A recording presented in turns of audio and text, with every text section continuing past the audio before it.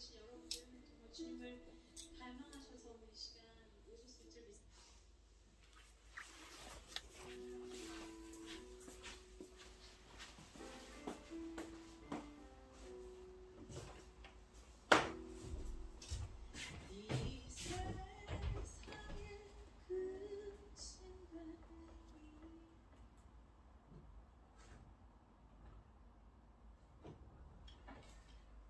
(5월 19일) 주일밤 예배를 시작하도록 하겠습니다.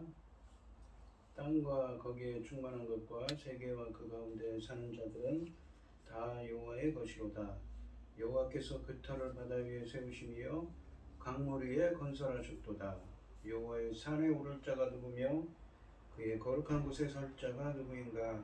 곧 손이 깨끗하며 마음이 청결하며 뜻을 허탄한 데에 두지 아니하며 거짓 맹세하지 아니하는 자로다. 그는 여호와께 복을 받고 구원의 하나님께 의를 얻으리니 이는 여호와를 찾는 족속이요 야곱의 하나님의 얼굴을 구하는 자로다. 아멘. 저희들을 창세전에 택정하시고 여기까지 인도해 주신 주님 감사드립니다. 오늘 예배 가운데 임재하여 주시고 이 예배가 신령과 진정으로 드려지는 예배가 되게 하여 주시옵소서. 이 모든 말씀 거룩하신 예수님 이름으로 기도합니다. 아멘. 사도신경 하심으로 신앙 고백하시겠습니다. 전능하사 천지를 만드신 하나님 아버지를 내가 믿사오며 그 외아들 우리 주 예수 그리스도를 믿사오니 이는 성령으로 잉태하사 동정녀 마리아에게 나시고 본디오 빌라도에게 고난을 받으사 십자가에 못 박혀 죽으시고 장사한 지 사흘 만에 죽은 자 가운데서 다시 살아나시며 하늘에 오르사 전능하신 하나님 우편에 앉아 계시다가 저리로서 산자와 죽은 자를 심판하러 오시리라. 성령을 믿사오며 거룩한 공회와 성도가 서로 교통하는 것과 죄를 사하여 주시는 것과 몸이 다시 사는 것과 영원히 사는 것을 믿사옵나이다. 아멘. 찬송가 216장입니다. 성자의 귀한 몸 날 위하여 버리신 그 사랑 고마워라.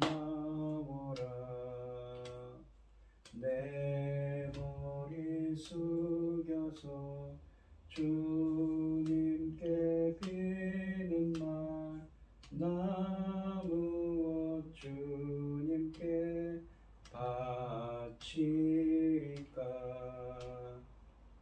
지금도 날 위해 간구하신 이 옅은 믿음이 아옵나니 주님의 참사랑 고맙고 놀라워 찬송과 기도를 쉬지 않네.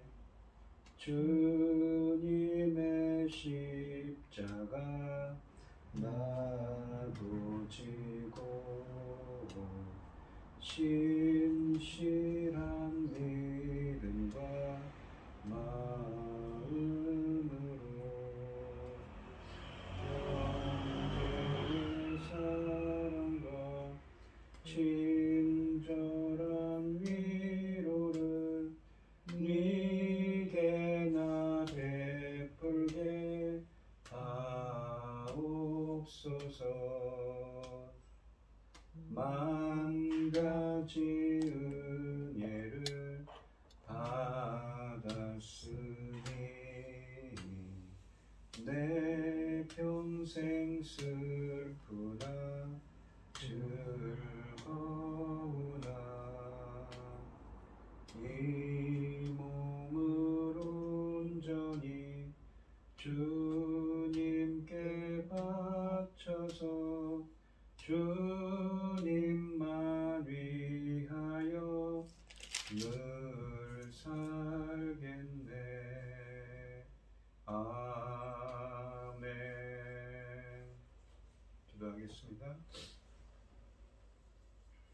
새 노래로 여호와께 찬송하라. 그는 기이한 일을 행하사 그의 오른손과 거룩한 팔로 자기를 위하여 구원을 베푸셨습니다.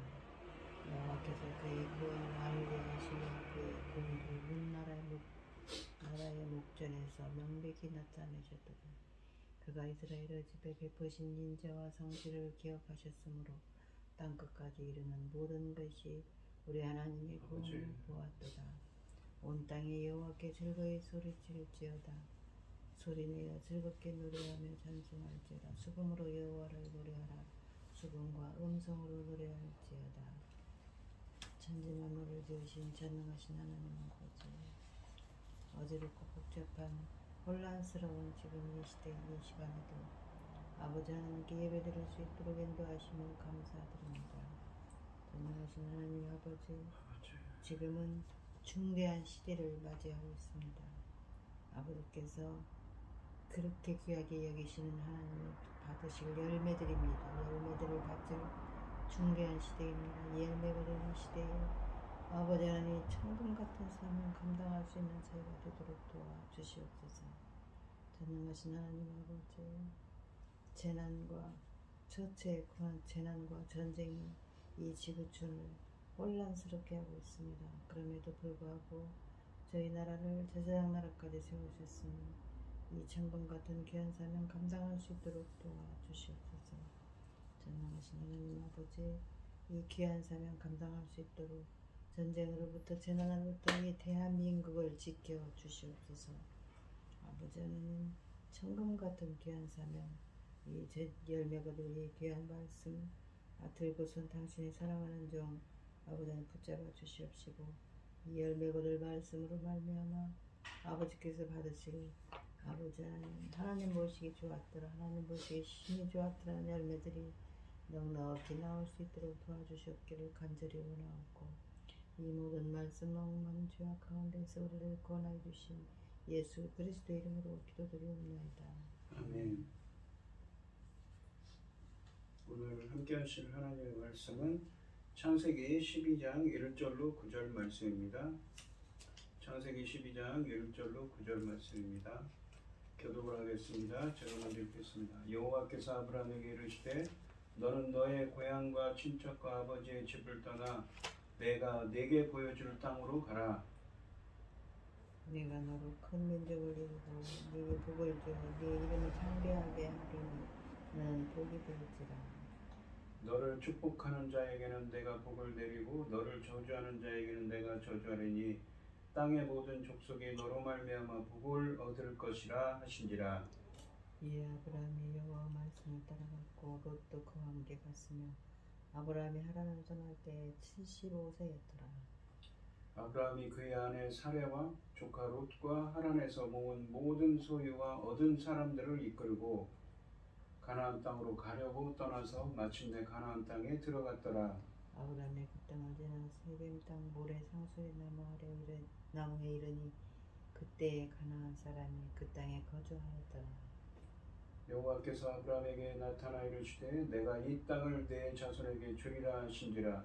자기에게 나타나신 여호와께 그가 그곳에서 제단을 쌓고 거기서 베델 동쪽 산으로 옮겨 장막을 치니 서쪽은 베델이요 동쪽은 아이라. 그가 그곳에서 여호와께 제단을 쌓고 여호와 이름을 부르더니 점점 남방으로 옮겨 갔더라. 아멘. 오늘 본문 말씀의 제목은 믿음의 조상 아브라함입니다.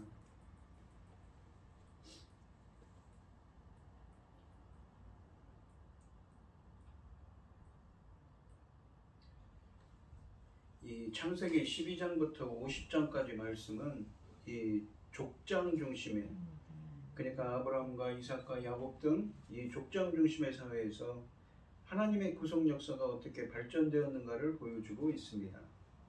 특히 창세기 12장 말씀에서 새로운 민족의 시작과 더불어 구속사의 일대 전환기를 이루는 아브라함의 역사가 시작되고 있습니다. 하나님의 하란에서 아브라함을 불러내시고 그에게 땅과 자손을 약속하셨습니다. 아브라함은 말씀에 순종하여 하란을 떠나 가나안 땅에 이르렀습니다. 1절 말씀을 보시면 여호와께서 모세에게 이르시되 너는 너의 각 고향과 친척과 아버지의 집을 떠나 내가 내게 보여줄 땅으로 가라라고 하셨습니다. 이 앞장인 11장 31절에 보시면 데라가 그의 아들 아브람과 하란의 아들인 이 그의 손자 롯과 그의 며느리 아브람의 아내 사레를 데리고 갈대아인의 우르를 떠나 이 가나안 땅으로 가고자 하더니 하란에 이르러 거기 거류하였으며 라고 되어 있습니다. 그러니까 갈대아의 우르를 떠나서 하란에 머물고 하란에 머물렀다가 어떻습니까? 이 가나안 땅으로 가라고 말씀을 들었던 것이지요. 이때 아브람은 아버지 데라와 함께 하란에 머물고 있었던 것입니다.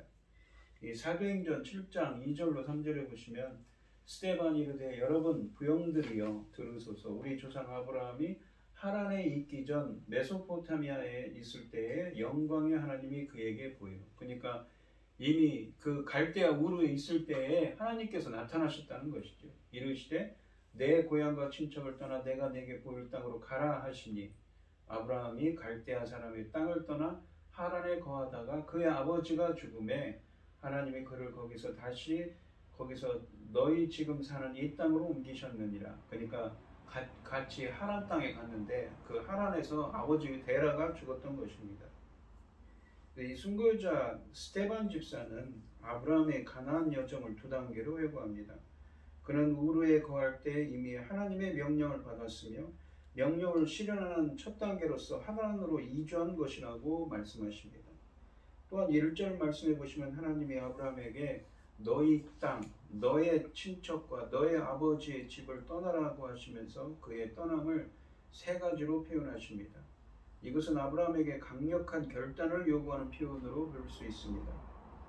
너의 땅과 너의 친척과 너의 아버지의 집은 지역적으로는 갈대아 우르이지만 영적으로 보면 이 죄와 우상과 물질 등 옛사람으로서의 삶 모두를 포괄한 의미를 담고 있습니다. 그러니까 우상 장사를 했다고 여호수아서 24장 2절에 데라는 아브라함의 아버지 데라는 우상을 섬기는 사람이었는데 죄와 우상과 물질 등을 섬기던 그 옛사람이 있던 그곳으로부터 떠나서 하나님의 사람으로서 새로운 출발을 하라고 말씀하고 있는 것입니다. 아브라함의 아버지가 데라가 살던 메소포타미아는 이 고대 문명이 발달한 곳으로서 우상 숭배와 죄악이 많은 곳이었습니다. 아브라함은 처음부터 하나님을 잘 아는 사람이 아니었습니다. 여호수아서 24장 2절에 보시면 아브라함의 아버지 데라가 우상을 섬기고 우상을 파는 가정에서 살았다고 이 아브라함의 아버지는 그런 가정을 꾸리는 사람이었습니다. 하나님은 그를 불쌍히 여겨 여기서 불러 하나님의 땅으로 인도하셨습니다. 이제 아비 집을 떠남으로써 과거와의 모든 관계를 끊고 전적으로 하나님의 뜻을 따라 살라는 말씀입니다. 그가 우상의 터를 떠남으로써 하나님의 구속사역에 동참하게 되는 전기를 맡게 됩니다. 내가 지시할 땅으로 가라라고 말씀하시는데 지시할 땅은 지역적으로는 가나안이지만 영적으로는 본토 친족 아비집이 갖는 부정적인 요소와 결별된 땅입니다. 분리된 땅이지요. 하나님 중심으로 살아가야 할 땅이자 구원의 땅, 하나님의 땅입니다. 그래서 1절 말씀은 세속적인 가치를 버리고 주님의 뜻을 실천해야 할 성도들의 삶의 자세를 우리에게 보여주고 있는 것입니다. 또한 사도행전 7장 4절 말씀해 보시면 아브라함이 하란에서 이 가나안으로 간 것을 하나님이 옮기신 것으로 표현합니다. 아브라함이 한번 읽어보시면 갈대아 사람의 땅을 떠나 하란에 거하다가 그의 아버지가 죽음에 하나님이 그를 거기서 너희 지금 사는 이 땅으로 옮기셨느니라 라고 표현합니다. 이렇게 하나님이 옮기신 것으로 표현한 것은 그것이 하나님의 뜻이었으며 하나님의 섭리가 그를 통해 역사하고 계셨음을 나타냅니다. 아브라함은 하나님의 명령을 받고 자기의 고향을 주저함 없이 떠났습니다. 말씀에 순종한 것이며 이것은 그의 믿음을 보여주는 행위였습니다. 히브리서에서 주님은 약속의 땅을 향하여 출발하는 아브라함의 행동을 그의 믿음으로 설명하고 있습니다. 히브리서 11장 8절에 보시면 믿음으로 아브라함은 부르심을 받았을 때 순종하여 장래의 유업으로 받을 땅에 나아갈새 갈 바를 알지 못하고 나아갔으며 라고 하십니다. 이 히브리서 11장 8절 말씀에서 갈 바를 알지 못하고 나아갔다는 말은 당시 상황에서 어떻게 가야 할지, 얼마나 가야 한지도 모르고 그 험난하고 어려운 길을 나섰다는 것을 의미합니다. 사실 아브라함은 갈대아, 우르, 지금으로는 이라크 남부 혹은 쿠웨이트 지역에서 여행을 시작했습니다. 때는 주전 2000년경이었습니다. 그 당시는 사람들의 왕래가 쉬운 때가 아닙니다. 갈대아에서 가나안까지는 거리가 너무 먼 거리이며 약 1000km가 넘는 거리입니다. 또 그 사이에는 사막이 가로놓여 있었습니다. 사막을 우회하기 위해 비행돌로 가야 합니다. 그러한 낯설고 먼 길이지만 하나님이 말씀하셨고 또 보여주신 그 확실한 땅을 목표로 아브라함이 출발한 것이지요. 2절 말씀을 보시면 내가 너로 큰 민족을 이루고 내게 복을 주어 내 이름을 창대하게 하리니 너는 복이 될지라 라고 하십니다. 이 민족이라는 표현은 숫자적인 면에서의 민족을 의미할 뿐 아니라 그가 미치는 영향력을 의미하기도 합니다. 영적인 면에서의 민족을 의미하기도 하는데 이 말은 이 로마서 4장의 말씀처럼 아브라함이 육적인 이스라엘의 조상이 될 뿐만 아니라 그리스도를 주로 믿고 고백하는 모든 믿는 자의 조상, 즉 영적 이스라엘의 조상이 된다는 것을 의미하는 것입니다. 그러니까 이 예수 그리스도를 아브라함의 자손이 예수 그리스도를 믿는 자가 바로 아브라함의 자손이라는 표현을 씁니다. 그러니까 신약의 성도들은 영적인 이스라엘 자손들인 것이죠. 그래서 아브라함은 영적 이스라엘의 조상이 된다는 것입니다. 내 이름을 창대하게 하리니 라고 말씀하시는데 이것은 아브라함이 모든 인간들 앞에서 존귀하게 될 것이라는 영적 축복을 가리킵니다. 실제로 아브라함에게는 하나님의 벗, 이 야고보서 2장 23절에 하나님의 벗이라고 하고 시편 105편 5절과 6절에는 여호와의 종이라고 표현하며 또한 시편 17편 4절과 5절에는 여러 민족의 아버지라고 표현하고 마태복음 1장 1절 보시면 그리스도의 조상이라고 나옵니다. 이러한 축복이 주어져 있습니다. 그러나 본문의 축복은 단지 이러한 칭호를 얻는 것에 그치는 것이 아니라 로마서 4장 16절 말씀처럼 그가 모든 믿는 자의 조상이 됨으로 얻을 그의 명예와 영광을 의미하는 말입니다. 너는 복이 될지라 라고 하시는데 이 말은 타인에 대한 축복권을 가지고 있음을 의미하는데 이러한 의미를 3절에서 좀 더 자세히 설명해 주고 있습니다. 그러나 본문 역시 이러한 단순한 축복권이라는 의미에서 그 뜻이 한정되지 않고 믿는 자의 조상이 될 것이라는 의미와 그의 혈통을 통해서 메시아이신 예수 그리스도가 탄생할 것이라는 의미까지도 암시해주고 있는 말씀입니다. 3절 말씀을 보시면 너를 축복하는 자에게는 내가 복을 내리고 너를 저주하는 자에게는 내가 저주하리니 땅의 모든 족속이 너로 말미암아 복을 얻을 것이라 하신지라. 하나님이 아브라함에게 주신 복에는 2절 맨 마지막에 보시면 너는 복이 될지라 라고 하셨는데 그 아브라함에게 주신 복에는 여러 가지 특징이 있습니다. 이 복은 영적인 것과 육적인 것을 다 포함합니다.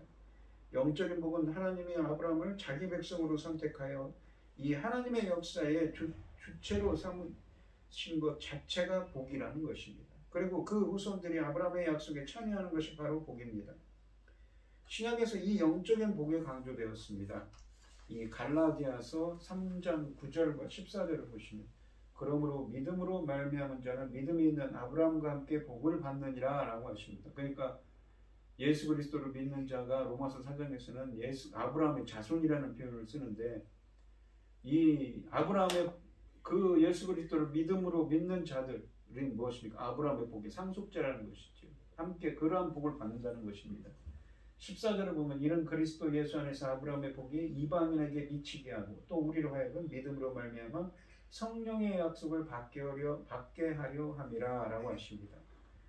이 갈라디아서 3장 9절과 14절에 보시면 이 믿음의 조상 백성이 아브라함의 복을 나누어 가질 것이라고 말씀하심으로써 아브라함의 복이 갖는 영적인 면을 드러냅니다. 바울은 이 복을 성령의 약속과 같다고 하시는 것입니다. 두 번째는 아브라함의 복이 근원이 될 것이며 아브라함이 복의 근원이 될 것이며 그러니까 2장 마지막에 보시면 너는 복이 될지라 라고 하셨는데 이 이전 성경, 한글 성경, 이 개혁 성경에 보시면 복의 근원이 될지라 라고 하십니다. 이방인도 이 복에 참여한다고 말씀하십니다. 땅의 모든 족속이 너로 말미암아 복을 얻을 것이라는 말씀은 너는 복이 될지라라는 2절 말씀을 더 구체화시킨 것입니다. 하나님은 2절 말씀에서 아브라함에게 너는 복이 될지라 라고 말씀하셨습니다. 아브라함이 복 자체가 됩니다. 그래서 3절에서는 복의 근원인 아브라함에게 축복권을 주십니다. 바로 3절 말씀처럼 아브라함을 축복하는 자를 하나님이 축복하시고 복 주시고 그를 저주하는 자를 저주할 것이라고 하십니다. 그리고 아브라함을 통하여 복은 이방인에까지 넘어갑니다. 3절 하반절에 보시면 하나님은 땅의 모든 족속이 너로 말미암아 복을 얻을 것이라 라고 말씀하셨습니다. 아브라함 자신이 복을 얻을 뿐만 아니라 다른 민족에게도 복을 나누어 주게 된다는 것입니다. 땅의 모든 족속이 아브라함을 통하여 복을 얻게 될 것입니다. 이 복의 약속은 신약에까지 적용되는 말씀이죠. 이 갈라디아서 3장 8절을 보시면 또 하나님이 이방을 믿음으로 말미암아 의로 정하실 것을 성경이 미리 알고 먼저 아브라함에게 복음을 전하되 모든 이방인이 너로 말미암아 복을 받으리라 하였느니라 라고 하십니다. 바울은 이 창세기 12장 3절 말씀을 인용하면서 그것을 복음과 동일한 것으로 놓으려고 합니다. 그래서 이 갈라디아서에서 바울은 이방인들이 구원에 참여하고 있는 것은 바로 땅의 모든 족속이 너를 인하여 복을 얻을 것이니라 라는 창세기 말씀에 근거한 것이라고 이 말씀하고 있는 것입니다. 이 갈라디아서 3장 9절 말씀을 다시 보시면 그러므로 믿음으로 말미암은 자는 믿음이 있는 아브라함과 함께 복을 받느니라 라고 하십니다. 바울은 이방인이 어떻게 아브라함의 복에 참여할 수 있는가에 대하여 진술한 것입니다. 그것은 바로 아브라함이 가졌던 것과 동일한 믿음을 가짐으로써 이루어지는 것입니다. 창세기 12장 본문 말씀처럼 아브라함의 믿음은 그 어떤 세상적인 것도 포기해야 하며 전적으로 하나님의 뜻에 따라 행해야 하는 것입니다. 행하는 것입니다. 아브라함에게 주신 복의 약속은 이스라엘 민족들의 구원에만 머무는 것이 아니라 궁극적으로 온 세계를 향한 구원의 그 목적이 있습니다.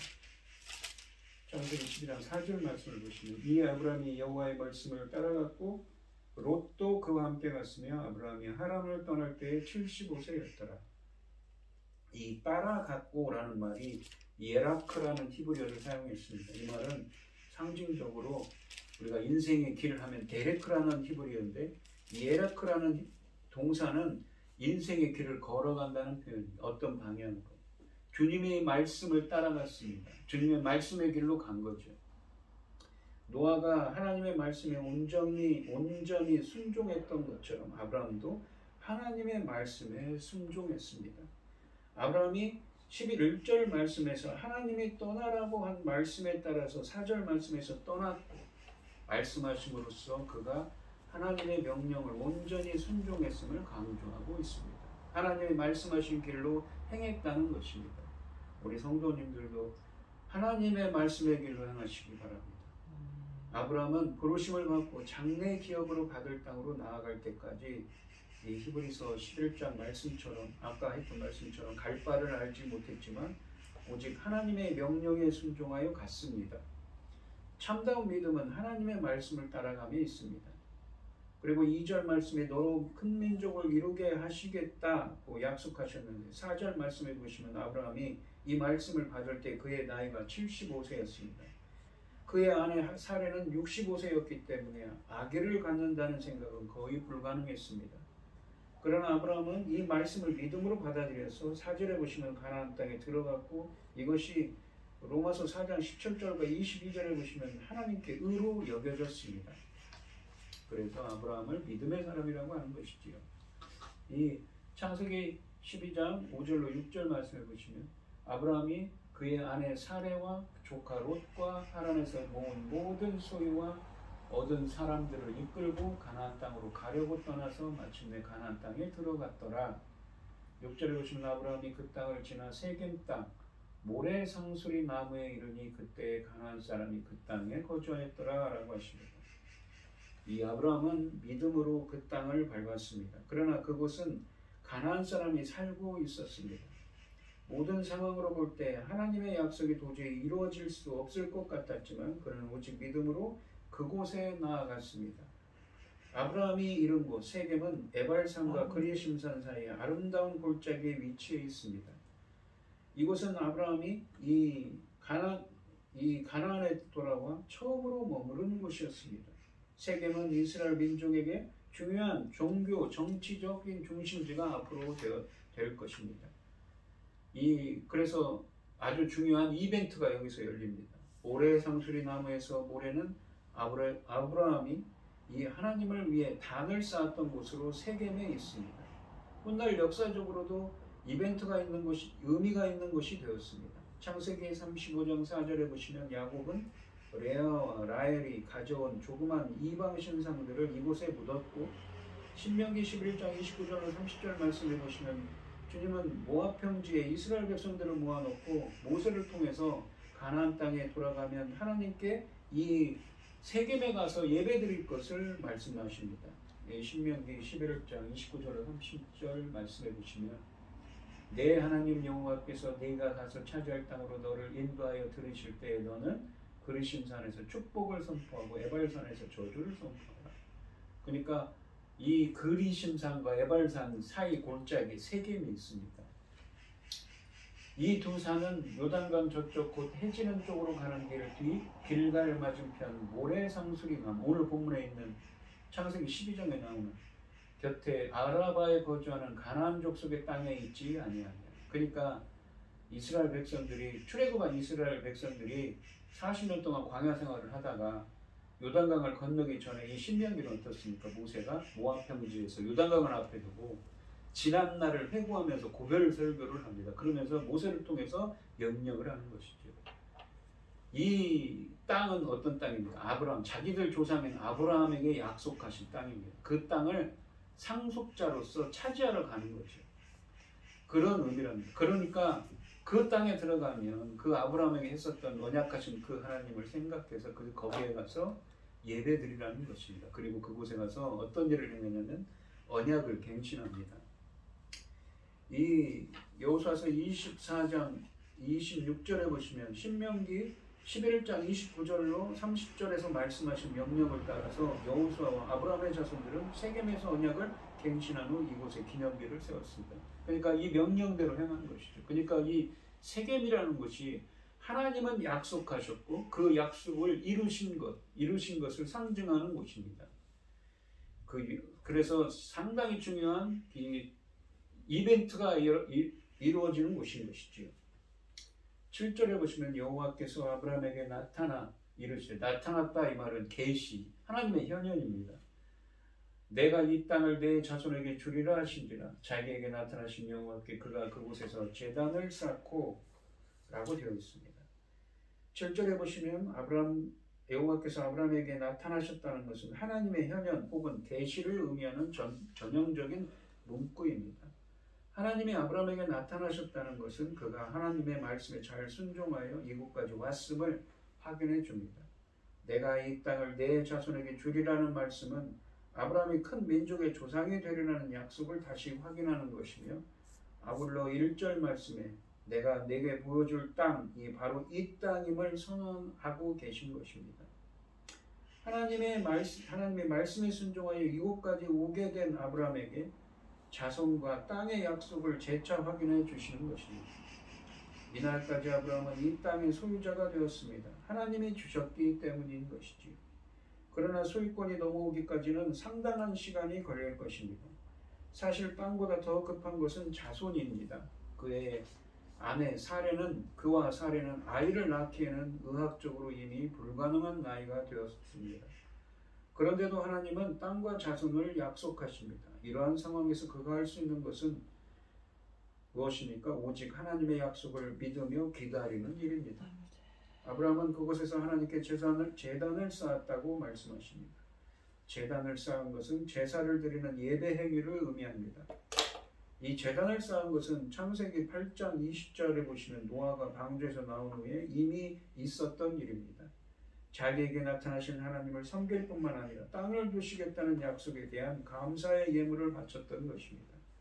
아브라함은 약속의 땅에 대한 소유권을 주장하기 위해 물리적인 힘, 그러니까 전쟁을 빌리지 않았습니다. 그 모든 소유권은 하나님께 맡기고 그를 섬기는 데만 치중하고 있습니다.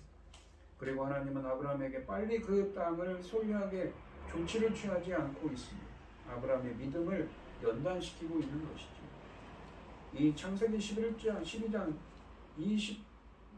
7절 말씀해 보시면 하나님께서 아브라함에게 땅과 후손에 대한 약속을 주셨습니다. 그리고 이 여호수아서 21장 45절에 보시면 여호와께서 이스라엘 족속에게 말씀하신 선한 말씀이 하나도 남음이 없이 다 응하였더라. 그러니까 여호수아가 이 요단강을 따고 들어가서 수년 동안 가나안 땅을 정복하고 땅 분배를 행합니다. 그 일이 다 이루어졌다는 것이죠. 하나님의 말씀. 아브라함에게 약속하신 말씀은 출애굽한 이스라엘의 이 아브라함의 후손, 즉 이스라엘 백성들에 의해 이루어졌습니다. 성취되었습니다. 아브라함 출애굽과 가나안 정복 이야기는 이 여호수아서 21장 45절 말씀에 의해 최종적으로 종지부를 찍게 됩니다. 그 종 후손에 대한 약속은 여러 차례 우여곡절을 겪은 후에 출애굽 당시에 성취되었습니다. 무엇이냐면 너의 자손이 바다 모래와 같게 될 것이다 라고 했는데 출애굽기 12장 37절에 보면 그 출애굽한 이스라엘 중에 보행하는 장정이 60만 가량이었죠. 장정만 60만입니다. 땅에 대한 약속은 여호수아서 21장 45절에 이르러 최종적으로 성취된 것입니다. 그 땅을 정복하고 땅 분배를 행한 것입니다. 그래서 약속과 성취라는 이 맥락에서 학문적으로 신학자들은 뭐라고 하냐면 창세기, 출애굽기, 레위기, 민수기, 신명기를 갖다가 뭐라고 합니까? 모세 우경이라고 하는데 여기다가 이 여호수아서를 포함해서 말씀, 언약과 성취의 개념으로 뭐라고 하냐면 육경이라는 표현을 씁니다. 여호수아서 21장 45절 말씀은 분명히 하나님은 말씀하시고 그 말씀을 이루시는 분이심을 분명히 보여주고 있습니다. 또한 구약과 신약 성경 말씀에서 중요하게 취급하는 한 주제는 또한 땅이기도 합니다. 우리가 뭐냐면 신약 성경에 보시면 이 땅 이야기를 지금 그 아브라함에게 약속한 그 땅을 누가 상속합니까? 수백 년 후에 여호수아서 21장 말씀에서 여호수아가 이스라엘 백성들을 이끌고 출애굽한 이스라엘 백성들이 이끌고 가나안 땅에 들어가서 성취하지 않습니까? 그 땅을 상속하는 것이지 않습니까? 그런데 마태복음 5장 5절에 보시면 온유한 자는 복이 있나니 그들이 땅을 기업으로 얻을 것이며 지난주에 했던 말씀이죠. 온유한 자, 그러니까 참고 기다리며 주님의 역사를 기다리는 자입니다. 그 온유한 자는 복이 있나니 이게 순한 사람이 아니라 잠잠히 참고 인내하는 사람이죠. 그들이 땅을 기업으로 얻을 것입니다. 땅을 기업이라는 건 유산, 상속 재산입니다. 땅을 얻는 것처럼 얻는다고 합니다. 그런데 이 표현은 오늘날 신약 성경으로 보면 그 땅이 어떤 개념입니까? 바로 천국을 의미하는 거죠. 천국의 상속자가 된다는 것입니다. 창세기 12장 7절에 보시면 하나님께서는 아브라함에게 이 땅, 가나안 땅을 너와 내 자손에게 주시겠다고 약속하셨습니다. 이 언약에 근거하여 이스라엘 백성들에게 가나안 땅은 상속 재산이 되었던 것입니다. 그래서 성경에서는 가나안 땅은 기업, 유업으로 불렸으며 상속 재산을 의미하는 히브리어로 나할라, 헬라어로는 클레로노메오라는 말이 사용됐습니다. 여기 본문에도 땅을 기업으로 받는다라는 말이 기업으로 받을 것이며라는 클레로노메오라는 동사를 사용합니다. 아브라함의 자손에게 가나안 땅을 주리라 상속한다는 말이죠. 말씀하셨으므로 아브라함의 자손은 곧 상속자라고 볼 수가 있습니다.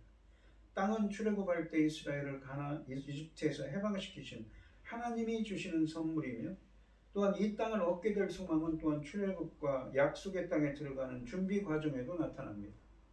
땅의 소유와 이스라엘의 문명의 관계 때문에 땅의 회복은 이스라엘의 선지자적인 상상에서 중요한 역할을 했습니다. 그래서 이 에스겔서 48장 1절로 29절에 보시면 뭐라고 하냐면 이 에스겔 선지자는 어디서 예언을 했냐면 갈대아에서, 그러니까 이스라엘 백성들이 죄를 짓고 남유다가 바벨론의 포로로 70년간 포로로 끌려가게 됐죠. 그 포로로 끌려간 곳에서 하나님의 이 성령의 역사를 통해서 예언을 합니다. 그러면서 이스라엘의 회복을 땅이 12지파에게 돌아가는 것으로 묘사를 하고 있습니다.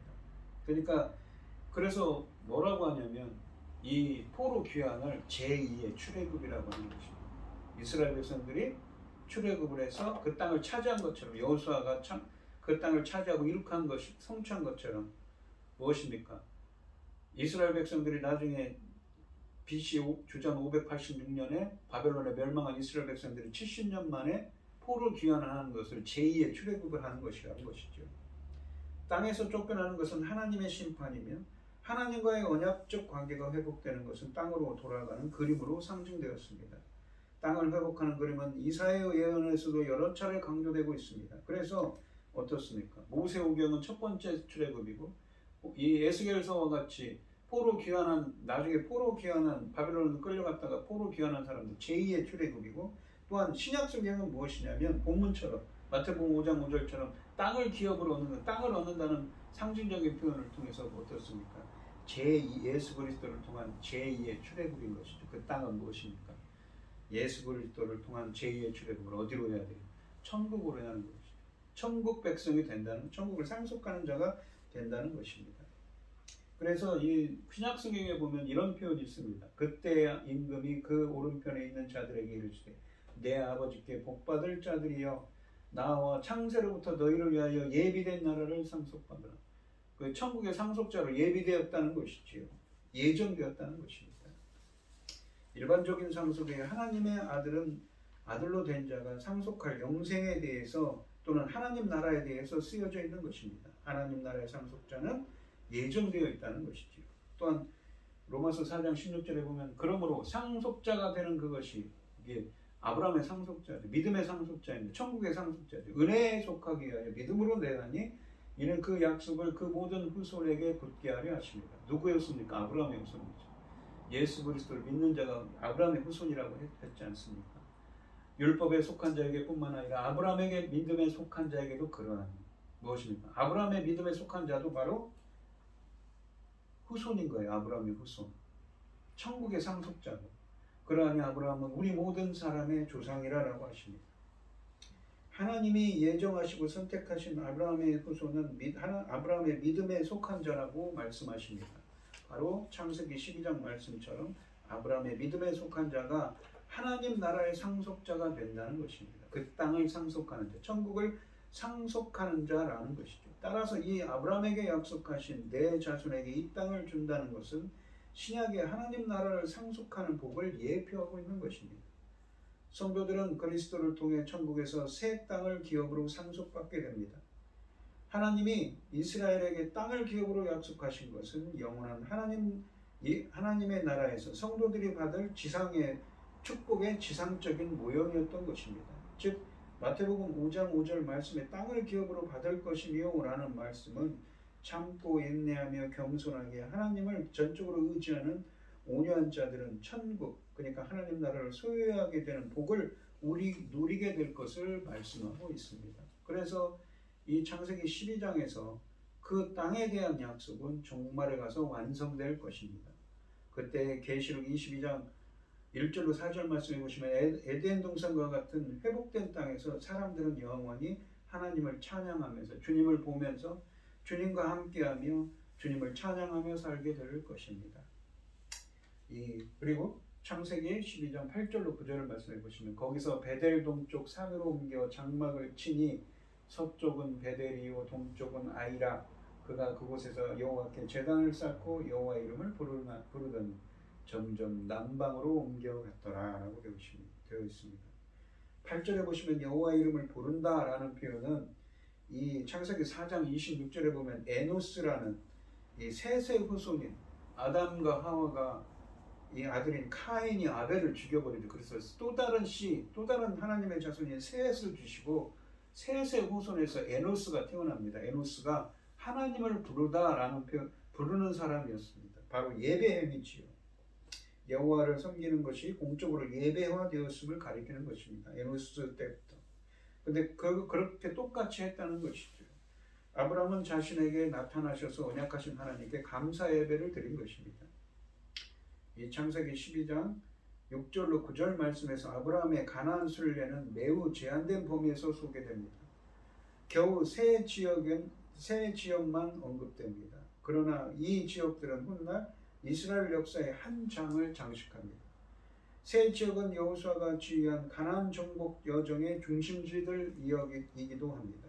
아브라함은 세겜, 베델, 아이, 네겝으로 갔고 여호수아 24장에 보시면 출애굽한 아브라함의 후손들은 네겝으로부터 베델, 아이 그리고 세겜으로 거슬러 올라갔으며 그곳에서 언약을 갱신하게 됩니다. 아브라함에게 나타나서 약속하시고 수세대를 지나며 약속을 성취하신 하나님의 은혜에 감사하며 다시 한번 아브라함처럼 하나님께 온전히 순종하겠다고 다짐하기 위해서였던 것이지요. 오늘 본문 말씀을 보시면 믿음의 조상인 아브라함에 대한 이야기를 하고 있습니다. 아브라함의 믿음은 어떤 믿음입니까? 바로 이 옛사람, 죄와 이 우상을 섬기던 그 세상적인 사람들이 사는 메소포타미아에서 살다가 그런 것을 다 버리고 하나님의 뜻대로 사는 하나님의 사람이 되라는 그 말씀을 따라서 아브라함은 자기 가족들을 이끌고 가나안 땅에 들어왔습니다. 그리고 그는 세겜 땅에 가서 들어갔고 그곳에서 예배를 드리지요. 감사 예배를 드립니다. 또한 감사 예배를 드렸습니다. 여러분들도 아브라함의 믿음에 속한 자가 되시기 바랍니다. 바로 로마서 4장과 갈라디아서 3장 말씀처럼 아브라함의 믿음에 속한 자가 바로 어떤 사람입니까? 천국의 상속자 아브라함의 자손이라고 하지 않습니까? 여러분들도 아브라함의 믿음을 본받아서 세상적인 것이 아니라 하나님의 뜻대로 사는 삶이 되시기를 바랍니다. 그런 대전환을 이뤘습니다. 엄청난 이 돌이킴인 거죠. 180도 삶의 방향이 바뀌어 버렸습니다. 아브라함 같은 믿음의 사람이 되셔서 천국의 상속자가 되시는 복을 누리시기를 축원드리겠습니다. 기도하겠습니다. 하나님 아버지 감사합니다. 믿음의 조상 아브라함처럼 저희들도 하나님의 사람으로서 세상적인 것들은 모두 제쳐두고 세상적인 사람이 아니라 하나님의 뜻을 쫓는 사람들, 하나님의 말씀을 따라가는 아브라함처럼 따라가는 믿음의 사람이 되게 하여 주셔서 하나님의 천국의 상속자가 될 수 있도록 주님 이끌어 주시고 함께하여 주시옵소서. 이 모든 말씀 거룩하신 예수님 이름으로 기도드리옵나이다. 아멘. 찬송가 412장을 하시고 축도하심으로 오늘 예배를 마치도록 하겠습니다.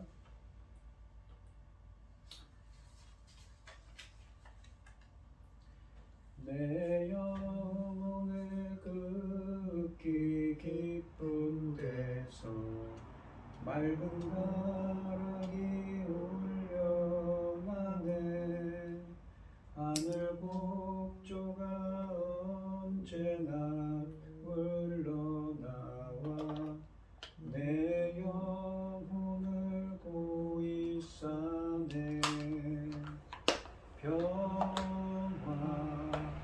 평화로다 하늘 위에서 내려오네.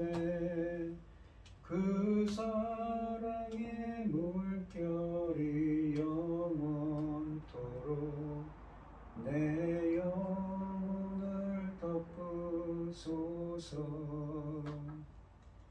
내 맘속에 솟아날 입혀만은 깊이 묻힌 보배로다. 나의 보화를 캐내어 가져갈 자 그 아무도 없으리라. 평화 평화로다 하늘 위에서 내려오네. 그 사랑의 물결에 영원토록 내 영혼을 덮으소서. 내 영혼의 평화가 넘쳐나는 주의 큰 복을 받음이라. 내가 주야로 주님과 함께 있어 내 영혼이 편히 쉬네.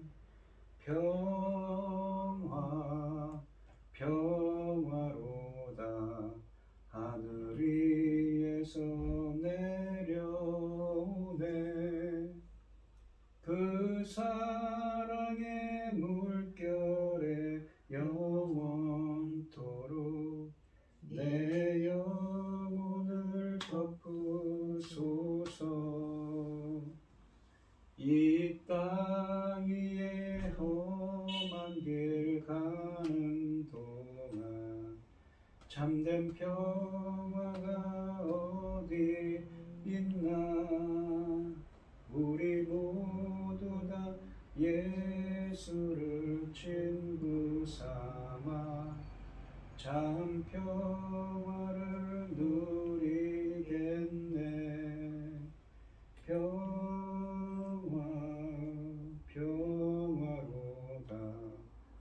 하늘 위에서 내려오네. 그 사랑의 물결이 영원토록 내 영혼을 덮으소서. 아멘. 축도하심으로 오늘 예배를 마치겠습니다. 이제는 주 예수 그리스도의 은혜와 아버지 하나님의 극진하신 사랑과 성령의 교통하심이 성도들 머리머리 위에 이제로부터 영원히 함께 있을지어다. 아멘.